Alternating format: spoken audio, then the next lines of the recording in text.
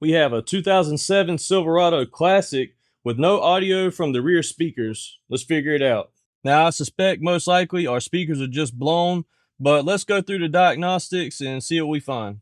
Now, I'm no mobile mechanic, but these are the tools I'm going to use today. So I've got my oscilloscope and scan tool from Youcanic, and I've got this Vevor tool set, which is actually really nice. I've used this on all kinds of jobs. I usually keep it in my truck just for stuff like this. And I've even got a old multimeter that I usually keep in the truck for emergencies as well. So let's start out with a full system scan and see what we're working with. So now that our scan is complete, you can see we have 3 codes in the radio, and 2 of those are for audio output, 3 and 4. So that should be both of the rear speakers. Another thing to take note of is this system does not use an amplifier or a CD changer or a digital radio receiver. So this is a real basic, simple setup. We just have a radio and wires run to each speaker. So it should be really straightforward diagnosing this. And honestly, I really believe this is where we should have stopped with technology, at least as far as radios go, because the radios we have today are just full of issues. The displays always go out. They're just a real hassle to deal with. It takes forever to program them. This thing right here, super simple, straightforward, does what you want it to, and none of the extra stuff. And just to show you what the vehicle is doing, we have sound from the front.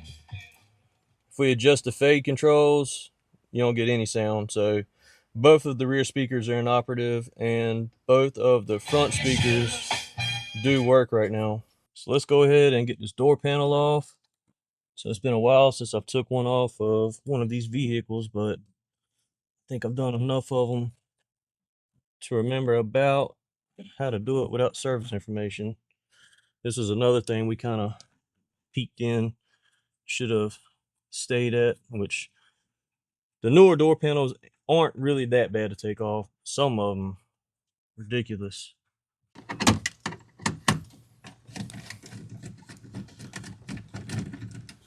Just a couple more bolts and this thing will be out. All right, so we've got our speaker out now. Here goes the speaker connector. So there's a few ways that you can diagnose this, and it's all pretty straightforward. So for one, you can take a multimeter and go across both terminals, and you should have an AC voltage that increases and decreases with the volume. And we can also do the same test using an oscilloscope. And then if you wanted to do a component test on the speaker itself, you can connect a 9-volt battery across the terminals, and you should hear the speaker pop if it's good. You could also measure the resistance of the speaker as well.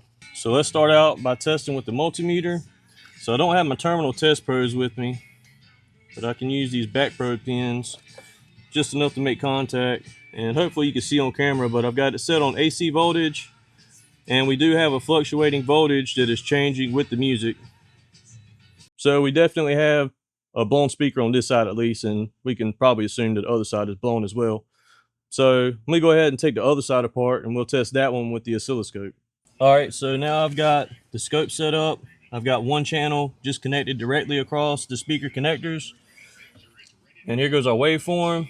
Let's go change the volume and see what it does to the waveform. All right, so here goes our waveform. If I turn the volume up,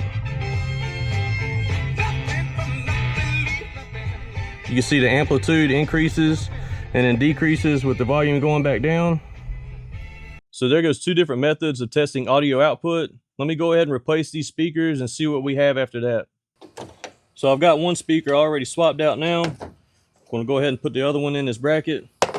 And it looks like we're going with some Kenwood KFCs. That's them finger licking speakers right there. Now, I'm no audio expert, but I know this 8-ohm speaker from the factory being replaced with this 4-ohm speaker could potentially cause some issues with just the factory head unit. So we might have to end up getting them an aftermarket radio as well at some point. And while I'm back here working, also made me think, you know, this is really where tailgate should have stopped as well. You know, just a physical handle, 2 latches, drops down, no modules, no switch, no extra stuff to keep you from being able to open your tailgate, especially if you got a tonneau cover. And there you go. We have audio again. And this speaker works as well. And if we scan it one more time, you can see that our codes have cleared out and are not back, so everything should be fixed.